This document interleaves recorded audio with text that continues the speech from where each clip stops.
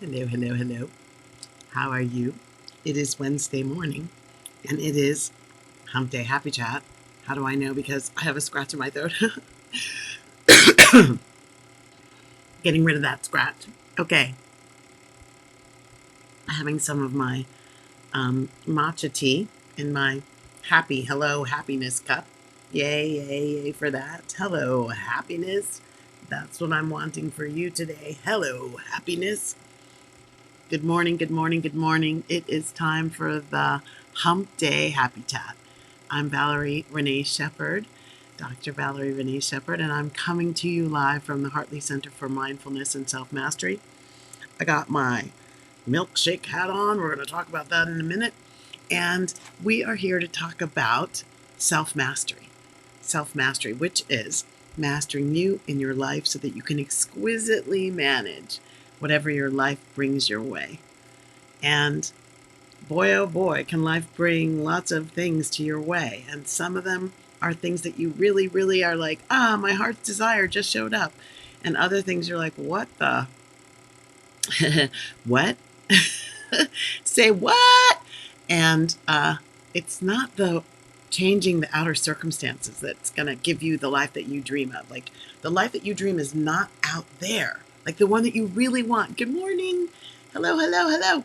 Um, Here's what we can do to this morning, since we're going to be talking about like in our dreams.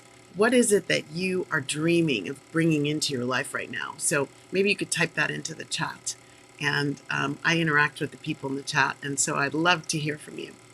So anyway, this whole idea of creating the life of your dreams, meanwhile, what else is showing up is what we're going to talk about every week in the Hump Day Happy Chat.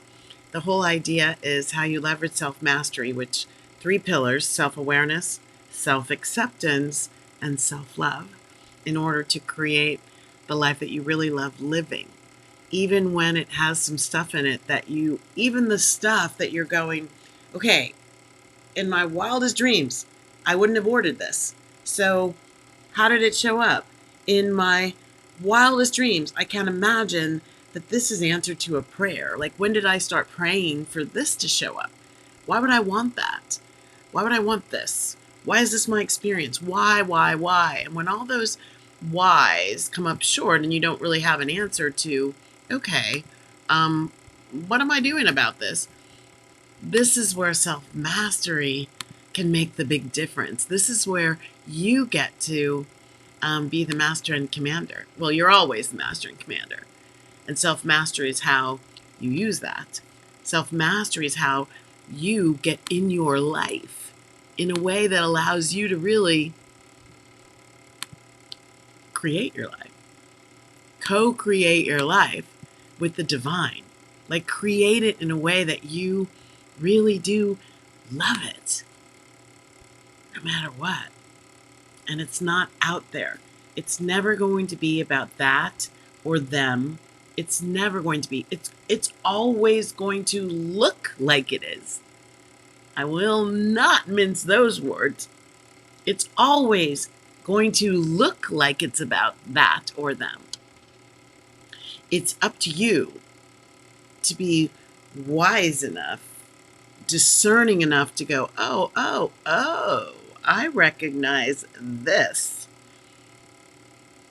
This is an opportunity for me to figure this out. This is an opportunity for me to go higher. This is an opportunity for me to get this under control. This is an opportunity for me to choose and choose and choose again and again and again and again what I really, really want. This is an opportunity for me to choose and be. Choose and be what I came here to be. By the way, you came here to be love. What I came here to be. And to co-create that with the universe. And then to live it and breathe it and be it in everything I do. Be, do, have. I'm going to be it first. And then everything I do is going to be infused with the energy of me being that. Courageous, loving, self-compassionate, generous, creative, imaginative, funny, playful, heart-centered, giving. What about all those things? And then as I'm being those things, everything I do is infused with the energy of those things, those states of being, those aspects. And then, wow, I have all of those things unconditionally in my life because I'm bringing them to my life as me. Ah, ha, ha, ha, ha. As me. But sometimes, things can get a little off kilter. That's what we're going to talk about today. So, here at the Hartley Center for Mindfulness and Self-Mastery, we provide some means for you to get clear, get more clarity. Clarity is your friend. More clarity on who you're being and how you're being that in your life so that you can start to understand, am I circumventing my dream life by the things I'm thinking about myself and the world, by my belief system, many of them self-limiting, by my old past, my old anger, my old resentments, my old fears, my old guilt, my old shame, is somehow epigenetic energy so alive in me that I think it's me. Epigenetics, the study of how things can be handed down generationally, proven by science. Ideas, fears. Is epigenetic energy alive in you so well, so loudly, that you think the impulses, the triggers, are you?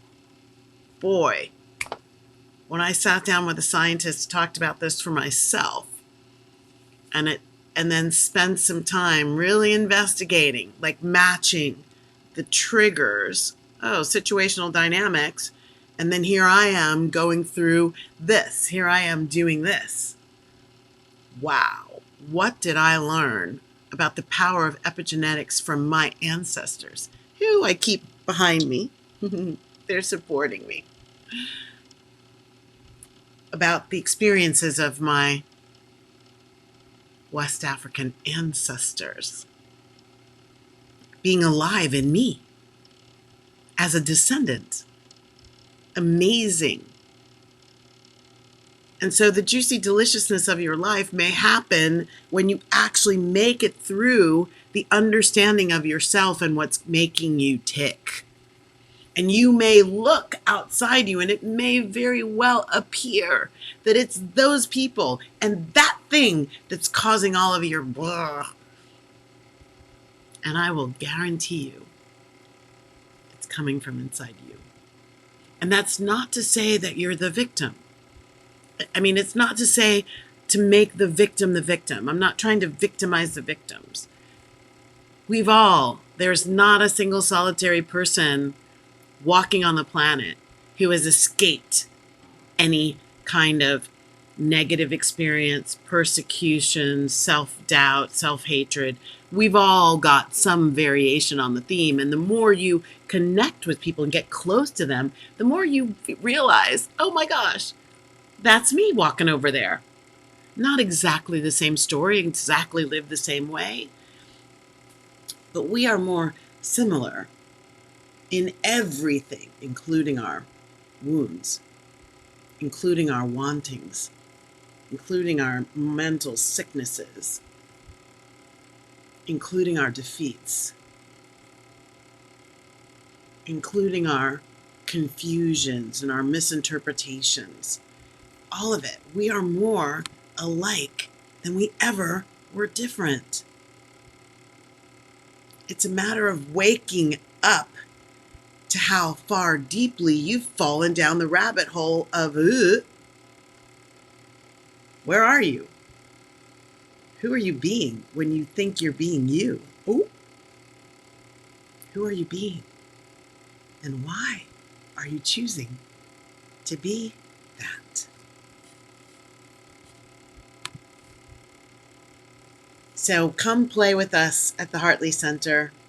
There are online courses. Our academy is launching in 2023 online. We do a lot of things in our Facebook group that are designed to help you walk a path that is an upward, spiraling, dynamic, ongoing, eternal path for the immortal soul that you are, to keep evolving your consciousness so that you can contribute in the highest vibrational ways, first and foremost to yourself, and then in love to the collective. Let's talk about that. So the title for today is Going to Hell in a Handbasket. I don't know if you've ever heard that terminology. It's a phrase. It's an informal phrase, like a colloquialism used in the United States that basically means to deteriorate. And there are some places where it's defined as deteriorating rapidly. And there are others where it's defined as so gradual that you might actually miss it. So I found in a couple of different places different origins for this phrase. So in Wiki it talks about 19th century, so 1800s, associated with the American Gold Rush, and where men were lowered in these things called handbaskets down these mining shafts, and it could really, really mean like you never came back up. They're carrying explosives, and down the mine shaft, the basket, the line could break. All number of things could happen in the 1840s. So this is the antebellum South. This is before the Civil War. Like this is a period of looking for things down mine shafts. Probably not antebellum South, antebellum United States. Then there's another perspective. Grammarist.com says it only had to do with alliteration, that it was really cool to say hell and handbasket. And so the phrase grew in popularity mostly because there were two H's. Now, you know, if you've listened to me at all, you know I love alliteration. So I love that somebody was thinking about that in the 1800s when this phrase started gaining popularity. It feels like there's more to it than that, Grammarist, but that's what they said. And then there was even a place on, I think it's phrases.uk.com, saying that in the UK it's really associated with guillotines and the baskets that were used to put the chopped off head, interesting visual, to put the chopped off head into the basket in order to take it away from the execution stand. Amazing. I never found any definition or any explanation of how the phrase came into use that had anything to do with anything good or desirable. So one thing that all the definitions have in common is it's not good to be going to hell in a handbasket. I mean, I don't think we had to think about that, but it's not good. Think of it as slowly sinking into your own demise. So remember, I just said it's not about all that out there. How are you sinking into your own demise?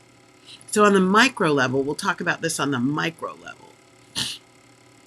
Slowly, meaning sinking slowly, meaning it's gradual. It could be so gradual that you're not even aware that it's happening. You're not even aware that it's happening until you've sunk so low that all of a sudden the mud is covering your mouth and you can't breathe. Now it's become dire. But before then, it just was like, meh, wah, you didn't know. It was like a little thing here and there. Oh, it's not so bad. Like for me, the little thing that is me sinking to hell in a handbasket might be dealing with my weight, where One cookie, not a big deal. But a cookie followed by another day of popcorn and another day of ice cream, even though it might be keto, and another day of pizza, and then another day of chicken wings, and then another day of fried fish and French fries, fish and chips. Like another day and another day and another day. And all of a sudden, I wake up 3 months later and I'm like, why does the scale say this number? I mean, I haven't been eating that badly, but it's the gradual nature of it that, for me, was the miss. I missed it. I didn't get it until I was already at the place where I was like, this is going to be hell to pay. Hell to pay to get this weight back off. My eyeballs were in the mud before I noticed what I was doing to myself. For some people, they tell me their hell in a handbasket moment is when they put off doing their bookkeeping for several months. They're like, I can't get to those receipts right now. I can't get to those. Oh my God, I can't deal with that. There's a good football game on. Or, I can't deal with that. I need to take the kids to the soccer match. Or, I can't deal with that right now. I really need to take a bath and take a nap. Or, that chapter in the book is, I'm binge watching. They tell me these stories. And then they wake up and they're like, oh, well, now I have 7 months of receipts to log in QuickBooks, and it's really going to be painful, and I don't want to spend that much time. So hell in a handbasket. It actually is happening gradually, and then you're, boom, in there. That's on the micro level. So little things in our lives can go sideways, sideways, sideways, sideways until, whoop! Whiskey Tango Foxtrot, they're really cockeyed. And our world is in a world of hurt because of it. And so on the micro level, it's all about what you're willing to deal with, what you're willing to wake up to and go, oh, I actually would benefit from dealing with this now. I actually would benefit from contributing some of my resolution energy, my problem solving ability, my I got this energy to dealing with this now, right here and now. Or at worst case scenario, tomorrow afternoon. So how can we? What's going on? What on earth can we do? Like, we don't want to get to that place, hell in a handbasket place, where we're looking back wondering how we missed it. So right now, while I wipe my nose, take a minute and just contemplate. Might help to close your eyes, turn inward, and just see if you can connect to what's happening right now that you might be not noticing is a slow decline into your demise. A slow decline into your hell in a handbasket. Is there anything in your life right now that you're ignoring to the point that one day in your future, you're going to look back and say, I never saw this coming. I never realized it was getting this bad. This can often happen in relationships. It can often happen with goals, where there's a goal that we want to accomplish, but something about it triggers things in us that makes us shy away. I never saw it getting this bad till that heart attack happened. I never saw it getting this bad until the sinkhole opened up in the backyard. I never saw it getting this bad until I looked at the scale and I was at X instead of Y. I never saw it getting this bad until she walked out on me. I never saw it getting this bad until I failed the course. I never saw it getting this bad. Like, what is it for you that you are ostriching, putting your head in the sand, and not calling yourself into a higher and better place? It's not good or bad or right or wrong. This is not about, okay, let's go find another place where you can be mean to yourself and beat yourself up and kick yourself in the butt. It's not about that. It's just about noticing, calling yourself into an awake, aware, conscious experience of your own life. Guess what? Note to self, whoopsie daisy, no one else can do that for you. No one else can do it for you. It's you or nobody. Forget it. Even if I were behind you going, wake up, look over here, every moment, wouldn't do any good, because you have to say, I want to be awake. I am choosing to notice what I'm noticing about me in my life. Free will, peoples. You get free will. So that's on the micro level, you in your own life. And because you don't live on an island all by yourself, wouldn't that be interesting? Huh. Because you don't live on an island unto yourself, there's a macro.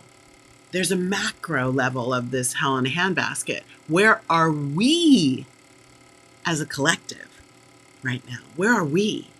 And you can have different pockets of collective. So it could be a collective group you're in, the PTA group or the professional association group. I had a big event yesterday with the Procter & Gamble Alumni Network. That's one of my collective consciousnesses that I'm a part of, and very proudly so. Sometimes it was the Brownies or the Girl Scouts or my soccer team. What is it for you? Where are the collective places where you take your consciousness in an ideal world to contribute positive energy and supportive presence? Where are you? Where's your collective? The macro level of your life. So in collective consciousness, the big collective consciousness, also known as society at large, where in that collective consciousness are there some places where you're doing hell in a handbasket behavior. You're not paying attention, then one day you're going to wake up and go, WTF, Whiskey Tango Foxtrot, how did we get here? And where was I when it was happening? I'm not watching. I don't have time. I can't engage with that.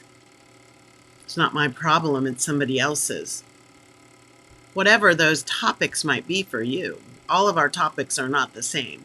And we don't have the same level of intrigue or disgust or fright about them. But they can instill whatever they are for us, the fight, flight, freeze, or fawn, the 4 F's of staying away. Fight, flight, freeze, or fawn. I'll do that for you. Oh, I don't want you to be afraid of me, so I'm going to smile.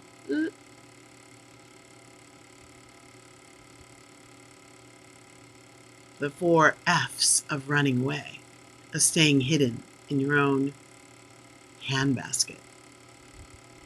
So collective consciousness is you and me. We are in a collective consciousness. We have a responsibility to ourselves and the life we want to live, because we don't live on an island by ourselves. Our lives are happening inside a bigger box. We have a responsibility to ourselves and in places of meaning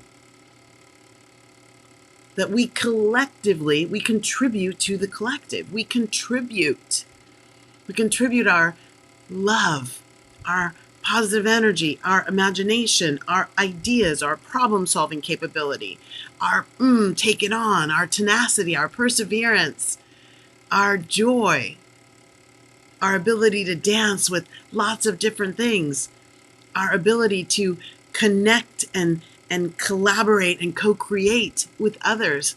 We have a responsibility to the collective into which we fit our lives and we benefit in our lives from the collective, each in our own ways and times, to engage. And you know what? That's called saying yes to fully being here. To fully be here is to embrace everything that's here. When I tell myself, nope, that's too much for me to bear, can't possibly engage with that, I'm withholding from the dynamics of my world. And a withhold from the inside of me through law of reflection, law of attraction, law of resonance, law of karma, law of reciprocity, powerful, 24/7, 365, in operation, laws of the universe that don't give a damn whether you know about them or not, like them or not, believe in them or not, or understand them or not. They are working. And what you put out is what you receive. So when I withhold my precious, eternal, immortal manifestation of the divine self from the pockets of ugh in the universe has to withhold the beauty that I'm wanting to receive from me. Get it. Get it deeply. So I'm wearing this really important hat. If you can see this hat, that's Milkshake. He is a cute cow, and he's shaking up the milk, and he's making a milkshake. And by the way, Milkshake is the name of the Grammy-nominated musical project for rock band for young children that my brother Michael is a guitarist with. And so I have some Milkshake paraphernalia. And so this one felt good for this conversation. Like, how do we shake ourselves up?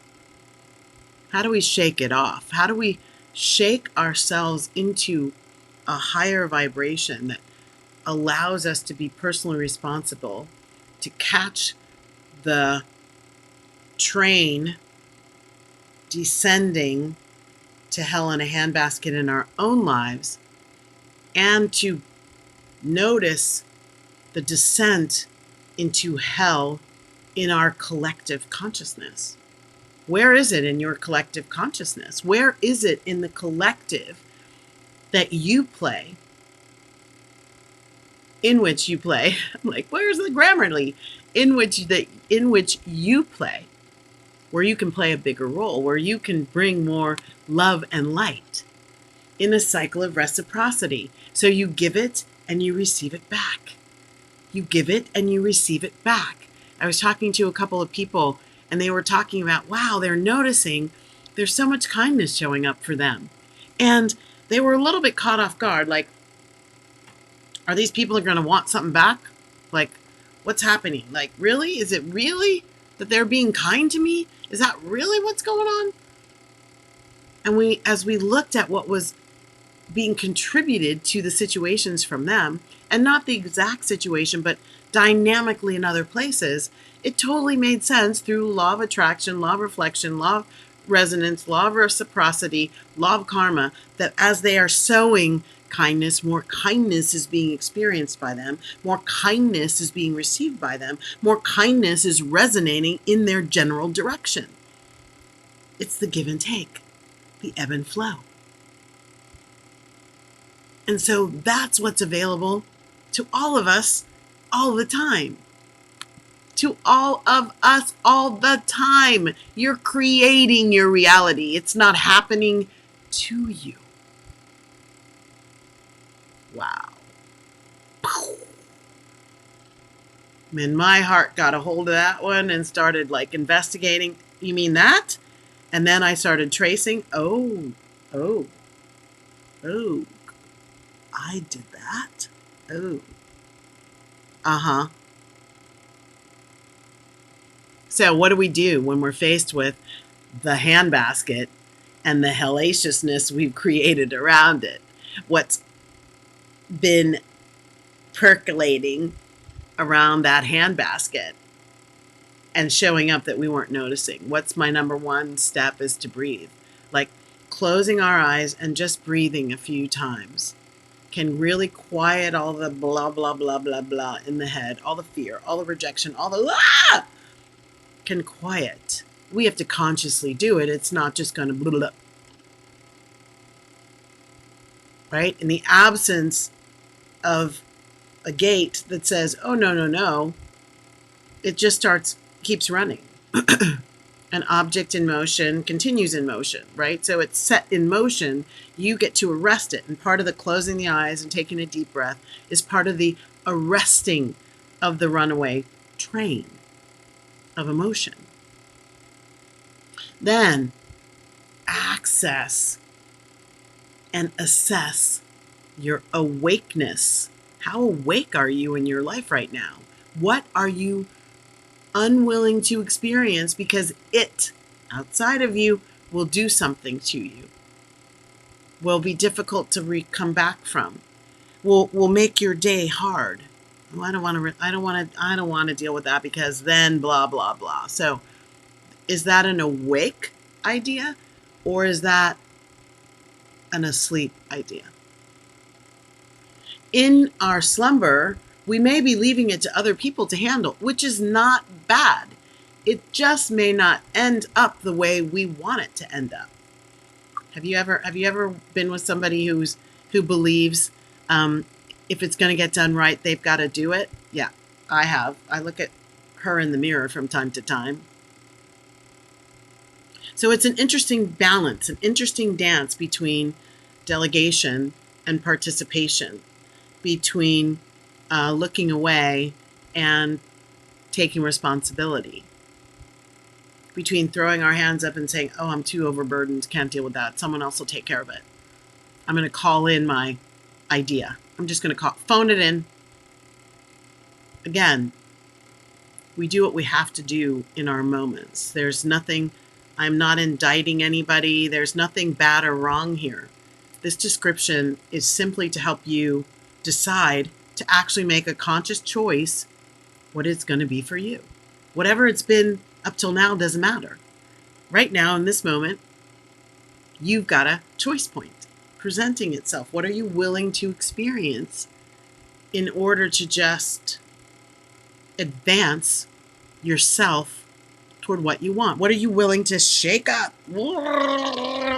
Shake up in you, not in them, in you.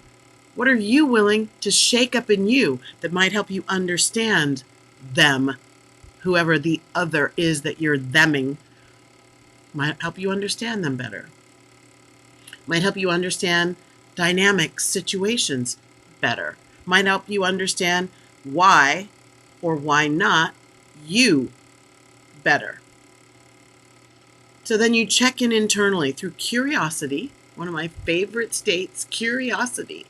The spelled HMMMMM. One more for good measure. The I wonder why that bugs me so much. I wonder why this meaning bothers me. I wonder what that word actually means. I wonder if I know everything that I think I know. I wonder why that person's lived experience makes me so angry. I wonder why I'm sticking my head in the sand and not wanting to contribute to the collective. I wonder how I've evolved myself to where I am, and I wonder how I will evolve myself beyond it. I wonder what more is possible when I do. I wonder. What's actually for me in this situation if I participate in and experience this situation differently? I wonder what happens if I change the label. If I change the label of this situation, I wonder what happens. I wonder, curiosity. Where is good wanting to flow in this situation that you may be labeling bad or wrong for you?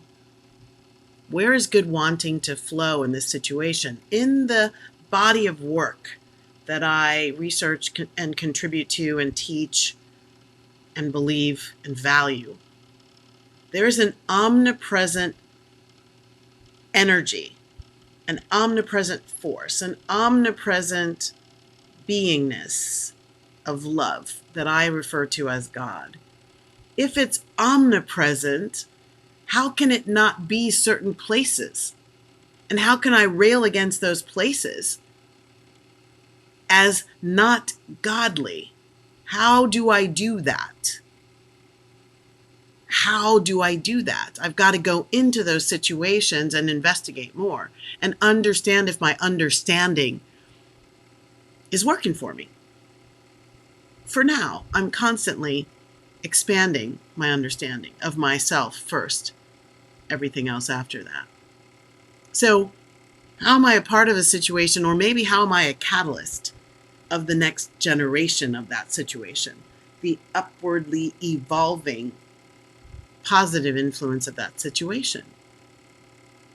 Maybe I am already. Maybe there's more possible from where I sit. Maybe my observing is the best I can do right now. Engaged observer. Maybe I need to put my attention elsewhere right now. You feel the perturbation and you step forward anyway. That's called courage. You see the separation between an other and the self, and you say, I wonder what happens if I lean forward and say, come hither, other. Let's talk. Let's connect. I'd like to know you. What happens when I'm in a situation going, and I go, okay, quiet the and say, what happens? And then it's just feel it, rinse and repeat. It's just rinse and repeat, do it over and over again. So in this Hump Day Happy Chat number 191, are you going to hell in a handbasket? What is going to hell in a handbasket? Is our world going to hell in a handbasket? I can't imagine thinking that. There are days when it looks that way to my human eyes. This is how you get to play at a bigger level, play at a deeper level. And we can't all play in the same way. I get that. This is not about that. If you're hearing that, shift your hearing. Hear with a different part of you, not your brain maybe. Hear with your heart. How can we notice what's happening, the slow slide into the abyss, and get off that track and turn the train around? How do we turn the train around? So I'll give you the answer. It's notice, reflect, and choose, and take action. Notice, reflect, choose, and take action. Yay, yay, big fat yay. Okay, so Milkshake and I are going to bid you adieu. Thank you for joining me in today's Hump Day Happy Chat. Again, please share this with people who you think might benefit. Please type in your questions and comments and your engagements into your comments. I see you out there. Thank you so much for being here. And I always close the Hump Day Happy Chat with the Karnaya Metta Sutra, which is the prayer of loving kindness from the Buddha. I also say the Lord's Prayer and a bunch of other prayers, but I love this prayer for this particular instance. So may all beings be happy, peaceful. May all beings be peaceful. May all beings be safe. May all beings be happy. May all beings awaken to the light of their true nature and bring your true nature everywhere you go. And may all beings be free, emotional freedom. Let go of the past. Consciously choose what you're going to contribute today. Many blessings. See you next week. This is Dr. Valerie Renee Shepherd signing off on today's Hump Day Happy Chat. Happy Hump Day. Bye now.